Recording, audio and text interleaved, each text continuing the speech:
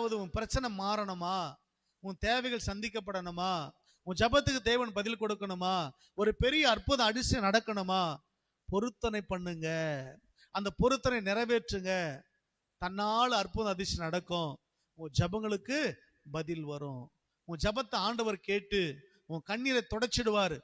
உன் ஜபத்தை ஆண்டவர் கேட்டு உன் பிரச்சனையை மாத்திடுவார். உன் ஜபத்தை ஆண்டவர் கேட்டு உன் வியாதிய பலவீனத்தை மாத்திடுவார். உன் ஜபத்தை ஆண்டவர் கேட்டு உன் வாழ்க்கையில் அற்புதங்களையும் அதிசயங்களையும் செய்திருவார்.